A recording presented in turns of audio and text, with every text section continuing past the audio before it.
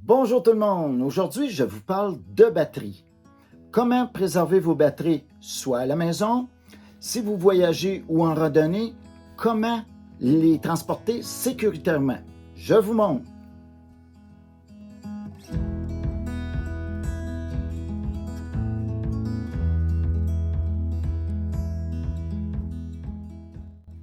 Bienvenue sur ma chaîne Rockwood Survie. Je m'appelle Rock Dubois et on va débuter avec le projet que j'avais fait l'année passée. Je vais vous montrer un peu comment il est fait. Vous n'êtes pas obligé de le faire de la même façon, mais ça va vous donner une idée. Ici, j'ai des différents compartiments que j'ai faits pour les différentes grosseurs de batterie. Comme moi, j'ai 6 sortes de batteries, mais les deux dernières, c'est la même chose. Fait que j'ai 7 rangées de batteries. J'ai tout fait ça avec des matériaux de restants de matériaux, des rebuts de matériaux. Ça n'a rien coûté. C'est seulement des restants que j'avais. Pour commencer, ici j'ai un contreplaqué qui est de 16 pouces par 11 pouces et quart, qui veut dire 41 cm par 29 cm de haut, que j'ai vissé de petites lattes de bois ici. J'en ai 9 en tout. Je les ai vissés en arrière. J'ai pris la largeur de mes batteries et j'ai fait de petites lignes et j'ai mis mes lattes pour que les batteries soient lousses quand je vais les mettre à l'intérieur. Je vais juste les mettre ici puis ils glissent à l'intérieur. Fait que j'ai fait une rangée de 3A. Ici, j'ai fait une rangée des 2A, des CR2, des 123, des batteries de 9 volts ici et 2 rangées de type C.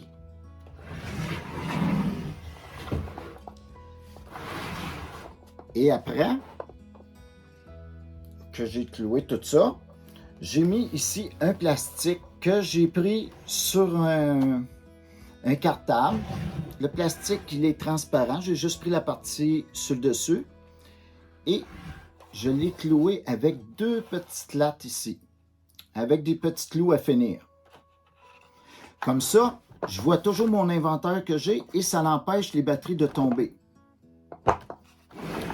Ici, je me suis fait des petites tablettes pour mettre mon petit testeur. Les batteries qui ont déjà servi, je les mets ici ou ici, parce que je ne les remets jamais à l'intérieur de mes choses. Et des petits accessoires de batterie qu'on rajoute plusieurs batteries pour certains appareils.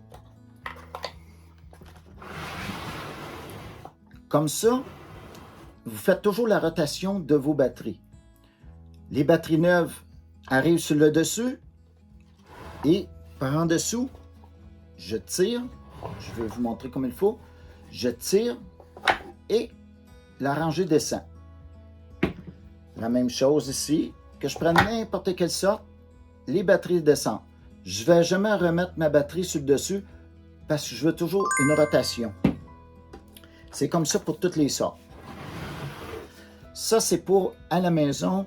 Vous faites la rotation des batteries. Moi, normalement, je fais une rotation qui dure entre 2 ans et 3 ans maximum pour les batteries. Parce que la durée de vie des batteries, c'est environ de 10 ans à 20 ans. C'est toujours marqué sur la petite pochette ici. Il y en a c'est 10 ans, il y en a c'est 20 ans. Moi, je préfère les batteries qui sont au lithium. Question de durée de vie. J'ai fait déjà un test avec cette lampe de poche ici. J'ai pris des alcalines de basse qualité que j'avais mis dessus et j'allume ma petite flashlight, qui est ma petite lampe de poche. Puis, ça a duré environ 20 minutes. La batterie était morte. J'ai pris après ça une alcaline de marque Energizer ou de Duracell. Elle a duré environ 1h30. Il y a une très grosse différence, même si c'est de alcaline. Il y a des qualités, il y en a qui sont pas chères, mais ça vaut pas très cher non plus. Et pour une batterie au lithium, des fois c'est marqué 6 vies, 9 vies. Moi, j'ai jamais réussi d'avoir le nombre de vies qu'eux autres ont. Mais si je compare une batterie énergiseur de E et une alcaline de E aussi, je fais normalement de 3 à 4 fois la vie. Ce qui veut dire, ma lampe de poche qui dure 1h30, je fais facilement 6 heures avec une pile au lithium. Fait que c'est une grosse différence, même si les piles sont très dispendieuses, ils durent vraiment plus longtemps et c'est beaucoup plus fiable. Vous avez vraiment le power qu'il faut pour vous éclairer ou écouter la radio ou l'accessoire que vous avez besoin. Il y a beaucoup de monde qui voyage, qui font des randonnées et de plus en plus, on a besoin des piles, soit pour s'éclairer, soit pour la radio, soit pour les caméras. Moi, j'ai découvert quelque chose d'exceptionnel. C'est des petits caissons en plastique super rigides. C'est fait par Storage Sale. C'est vraiment très sécuritaire. Les batteries ne sortent pas. Je vais vous montrer un petit peu comment ça fonctionne. Il y a des petites clips de chaque côté qui serrent la batterie. On rentre la batterie, c'est vraiment pas difficile. Et ça clique. Et très sécuritaire. Il y en a pour toutes les grosseurs. Celle-ci, c'est pour une 9 volts. Batterie 123. J'ai des piles aussi 3A et 2A. Vous avez des doubles et il existe aussi des simples. Il y en a de toutes les grandeurs. Il y en a d'autres grandeurs aussi. Puis vous avez différentes couleurs aussi. Ici, j'en ai de type C.